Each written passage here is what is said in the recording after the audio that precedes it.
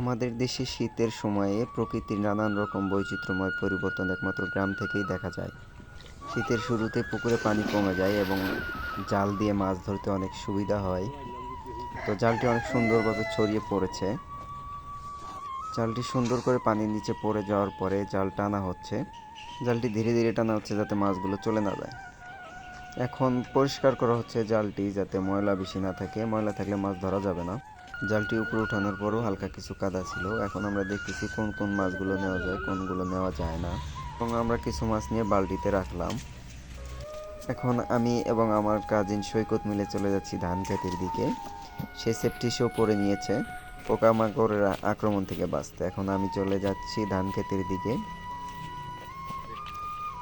এই জন্যই আমরা বলি আমার সোনার বাংলা আমি তোমায় ভালোবাসি। চারপাশেই সোনালি রঙের ধান। তো সোনালি ধানের মাঠে হাঁটতে হাঁটতে দেখা হয়ে গেল একটি ধান কাটার দলের সাথে। তারা চুক্তিতে ধান কেটে থাকে। তাদের সাথে অনেক গল্পই করলাম, অনেক মজা হলো। দলের একজন ভাইয়ের থেকে তাদের মাথায় দেওয়া টুপি নিয়ে কিছু দূর হাঁটলাম, তাদের সাথে অনেক গল্প করলাম, মজা করলাম। এখন বর্তমানে ছেলে মেয়ে সবাই ডিজিটাল সব কিছু দেখে ফেলেছে। আগে যে গরুর হাল হতো, তারপরে বাচ্চাদের দিয়ে ময়ে চড়িয়ে মই টানা হতো, এগুলো এখন গ্রামে দৃশ্যমান নয়। গ্রামও এখন ডিজিটাল হয়ে গেছে, ট্রাক্টর দিয়ে হাল বওয়ানো হয়।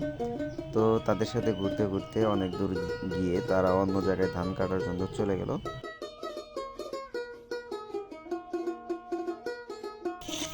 তো ধান খেতে ঘুরতে ঘুরতে দেখলাম আমার এক রিলেটিভ ধান কাটতেছিল।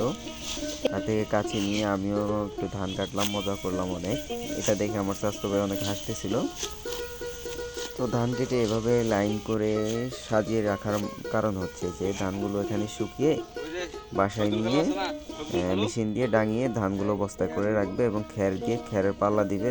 খ্যারগুলো গরু যাতে খেতে পারে এই জন্য ধানগুলো একদম গোড় থেকে কাটা হচ্ছে।